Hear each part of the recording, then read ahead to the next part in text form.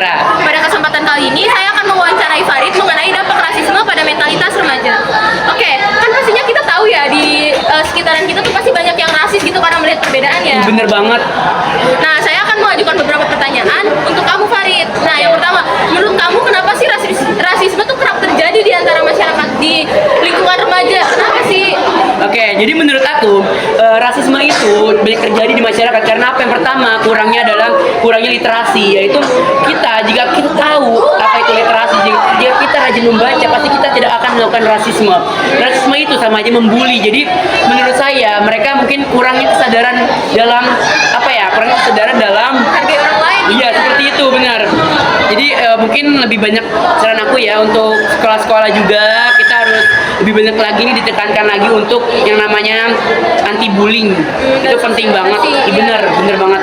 Oke, lanjut ya ke pertanyaan selanjutnya. Kalau misalnya nih kamu jadi korban rasisme, apa sih yang akan kamu lakukan gitu? Nah, ini aku banget nih karena aku juga ada korban rasisme juga. Iya. Jadi kalau menurut aku akan diam. Mungkin kalau misalnya aku sudah tidak tahan, aku akan mengasih tahu bahwa apa yang dia lakukan itu salah. Seperti itu. Itu aja sih yang bisa aku lakukan. Nah, tadi kan kita udah lihat sisi pandang kamu kalau kamu jadi korban itu bakalan ngapain. Dan sekarang aku mau nanya nih, kalau misalnya kamu jadi pelaku, apa sih faktor kamu giniin sang korban gitu, rasisin sang korban? Mungkin kalau misalnya POV aku menjadi seorang yang pembuli atau menjadikan orang yang rasisme gitu ya. Jadi aku akan faktornya yaitu mungkin karena akunya hilaf ya. Iya. Karena biasa manusia tempatnya hilaf, jadi biasalah. Iya. Terus kalau misalnya kamu jadi saksi, sebelumnya kamu pernah jadi saksi dari rasisme nggak sih?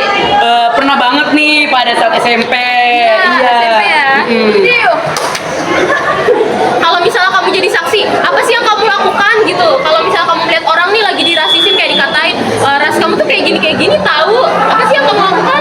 Nah, aku adalah sebagai forum anak. Nah, yang aku lakukan adalah aku lapor ke guru atau ke tingkatan yang lebih tinggi seperti kakak kelas ataupun apalah itu atau kakak OSIS. Aku akan melapor kepada mereka bahwa si ini nih melakukan rasisme kepada teman saya seperti ini. Kalau tidak, saya biasanya lapor ke guru BK saya. Supaya ditindaklanjuti supaya tidak semakin banyak gitu ya. Benar sekali. Rasisme. Benar sekali.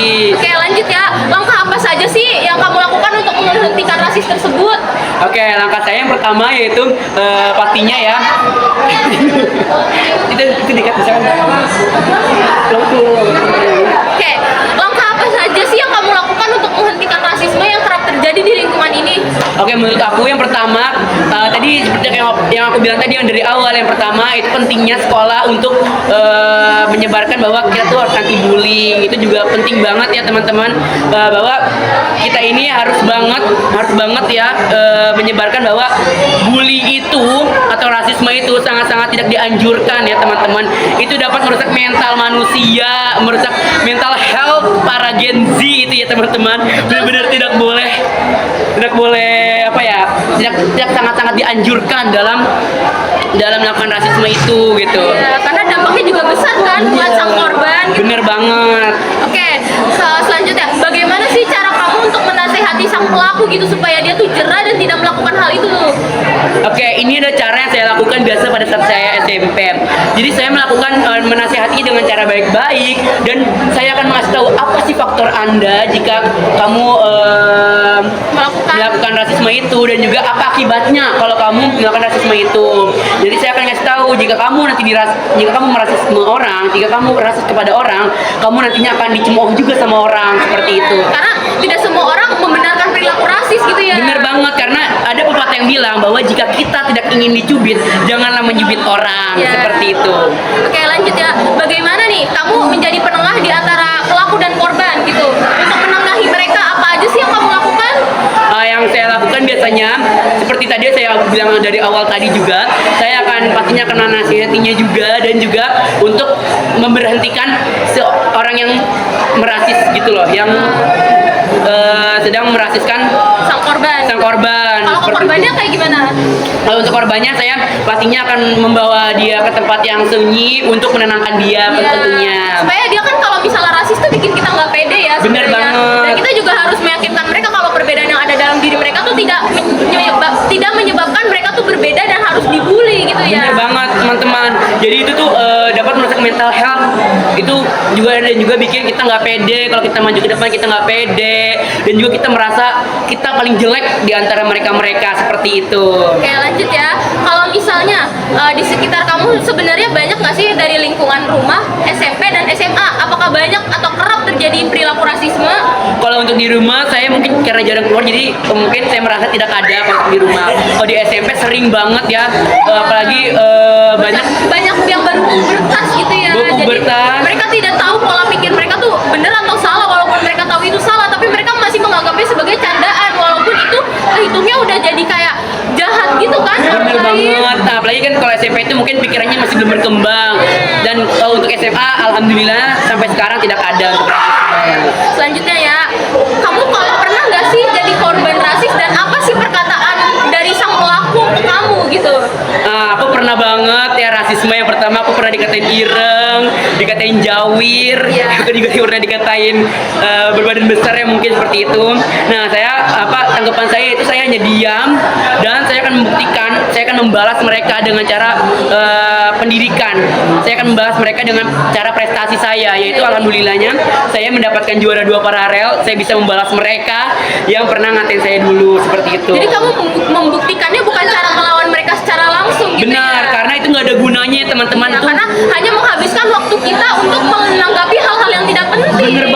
bener banget. Terus terakhir nih, kalau misalnya kamu menurut kamu nih, kenapa sih rasisme itu sangat berdampak buruk pada korban? Apa aja sih yang bisa terjadi pada korban jika korban itu melakukan rasisme gitu? Nah, itu tuh Jadi ketika korban dirasisin gitu ya maksud saya. Oke, baik. Jadi tuh yang terjadi itu pastinya ya kita akan merasa nggak pede. Contohnya saya pernah banget dikatain. Saya juga pada saat dulu saya SMP saya sering banget maju ke depan. Pada saat saya suka diejek, pada saat saya suka dikata-katain, saya juga merasa bahwa saya malu dengan diri saya. Saya juga nggak pede jadinya. Jadi itu teman-teman ya, jangan sesekali kalian rasis, jangan sesekali kalian bully, karena itu berdampak banget. Dan juga orang yang dibully itu, orang yang dirasisin itu pastinya akan merasa merasa takut, merasa risih seperti itu, dan juga jadinya ujung-ujungnya berujung tidak mau sekolah, putus sekolah. Itu sangat-sangat berdampak besar seperti itu. Ya baik, kalau misalnya dari Farid sih segitu aja ya. Apakah Farid ada pesan untuk para pelaku atau korban gitu yang mau disampaikan? Nah, ini aku tunggu nih teman-teman. Nah, kesannya yang dapat saya sampaikan yaitu jangan sesekali membuli atau merasisin orang, karena itu merupakan salah satu tindak kejahatan. Dan kita juga saya memasuki komunitas forum pelajar sadar hukum. Di sana kita belajar bahwa dilarang untuk membuli karena itu merupakan perbuatan yang keji, dan juga itu dilarang sama agama. Ya, Seperti betul itu. sekali. Baik Farid, terima kasih sudah mau menjadi narasumber dari wawancara saya sekali ini. Iya, sama-sama. Mohon maaf ya jika mungkin pertanyaan saya tuh menyinggung, karena kan kalau misalnya dilihat ya dari rasisme berarti perbedaan suku. Maaf ya jika kalau misalnya kamu merasa tersinggung, kayak tadi saya bilang ada ras Jawa, kulit hitam atau lain sebagainya ya Farid ya. Iya, Goba. Oke, sekian wawancara saya terhadap Farid pada kesempatan kali ini. Wassalamualaikum warahmatullahi wabarakatuh.